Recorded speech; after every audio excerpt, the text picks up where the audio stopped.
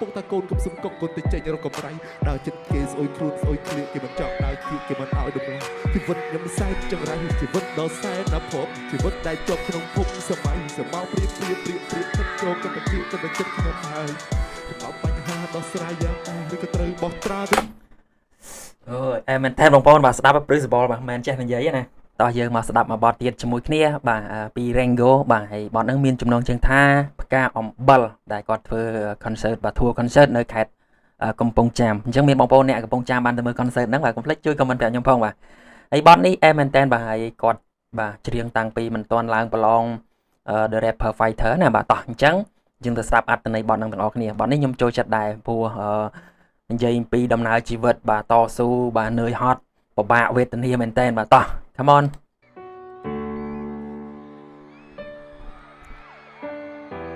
ផ្កាអំបិលចេញមកដឹងសែតហ្មងណា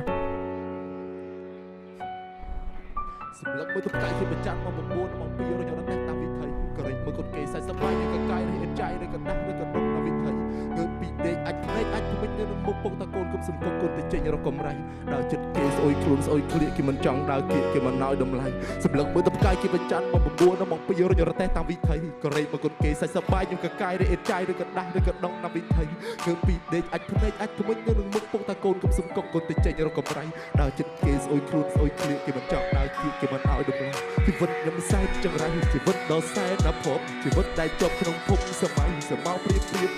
ខិតចូលកណ្ដគៀកកណ្ដចិត្តខ្ញុំហើយចំអបបញ្ហាដោះស្រាយយ៉ាងណាឬក៏ត្រូវបោះត្រាទៅ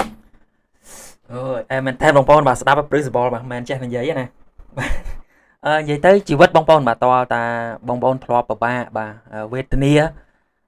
អត់បាយអត់ទឹកបាន yes យើងស្ដាប់ទៅយើង feel បាទ touch បាទប៉ះចិត្តយើងខ្លាំងមែនតើបាទវាមានចម្លើយអូ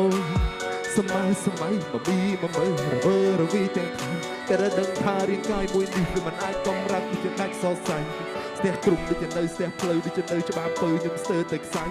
សម្រាប់ច្រើនទៅថ្ងៃរៀបលេចព្រឹកសម្លឹងអត់ព្រឹកទៅយកបានកំរៃសម្លឹងមើលទៅពេកគឺប្រចាំទៅពីស្រកចូលចិត្តបាយនឹងពុកទៀននឹងទឹកត្រីក្រែងមើលឪពុកគាត់ខ្ញុំតាំងគឺគេដៀលក៏រហាមដូចជាឡាបយកមកកូនយកមកឈោតតនឹងដៃរិញរត់តែតាមសុកសានខ្លួនចិត្តមិនរួនទៅដូរឈួររំចូលតែខ្សែមានថ្ងៃមួយខ្ញុំសប្បាយលេងក៏ខ្វាយមានចៃយូរទឹកមិនឬបានត្រឹមតែសម្បត្តិក៏សម័យជើងពាក់គោកបីខ្ញុំពាក់រាប់ខែខ្ញុំពាក់បណ្ដែបដូរក៏កាយក្នុងធុងសម្រាប់សម្លេងខ្វល់ខ្វាយបន្លាយចេញ flow សម្រាប់ផ្លិនឈួលឆ្អេះឆ្អាបខ្លួនមិនដែលស្អាតជីកទឹករំអិលចង់ពាក់អាវដែលមានរូបផ្កាអោទេវតាមិនក៏អាវខ្ញុំពាក់ជាអាវផ្កាអំបិលចង់ទៅមុខបាទចង់ពាក់អាវរូបផ្កាហើយមិនក៏ទេវតាឲ្យយើងពាក់អាវផ្កាអំបិលអាវផ្កាអំបិលហ្នឹងគឺនៅពេលយើងធ្វើការបែកញើសហើយពីមួយថ្ងៃទៅមួយថ្ងៃអត់បានដូរបាទគឺវាចេញផ្កាអំបិលមកហើយបាទបន្តទៅរួចទេមិនដងក៏ចាប់ផ្ដើមព្រួយបើគ្មានអ្នកជួយក៏គ្មានផ្លូវដែរដំបូងផ្ទះសង្កសីក៏ច្រេះបើនៅបែបនេះទៅពេលណាប្រះអេតចាយព្រៀបដូចឆ្នាំបាយសូមព្រះជាប្រទានពរកូននៅពីក្រោមក៏ចាំត្រសំណាងឲ្យបានច្រើនរីកចំរើនឲ្យបានគុំកើនមិនចង់ដេកក្រគេថាគុំដេកចាំសំណាងតែកូនគ្មានអីសំអាងនឹងគេសូម្បីតែចូលថ្នាក់រៀនក៏រូបកូនគ្មានលទ្ធភាពដែរកូនពុកកូនឯងត្រូវចាំកូនប្រើរៀបប្រាប់ដើម្បីរកប្រាក់ប្រឹងប្រែងពុកប្រាប់ក្តៅបំពុកគេសែងកូនឯងដែលគ្មានប្រាក់ពុកប្រាប់គាត់អ៊ូលនៅដើមកោសំទោសពុកក្រក្នុងឆ្នាំអត់មានបានជីវិតខ្ញុំរស់នៅវសែនអ៊ូលសម្លឹងមើលទៅផ្កាយគេប្រចាំមក9មក2រយរតែតាមវិធីក្រែងមកគាត់គេសាច់សបាយនឹងកកាយរៀនចៃនឹងកដាស់នឹងកដងតាមវិធីរកពីដេកអាចភ្នែកអាចថ្មិញនឹងពុកតាកូនគឺសំកក់គាត់ទៅចេញរកកំរៃដើរចិត្តគេស្អុយខ្លួនស្អុយឃ្លៀកគេមិនចង់ដើរគៀកគេមិនឲ្យតម្លៃ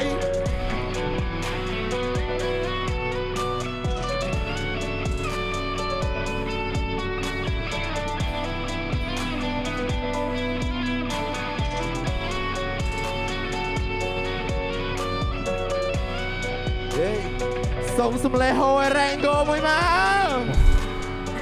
កំពុងតែសែតផងបាយដល់ពេល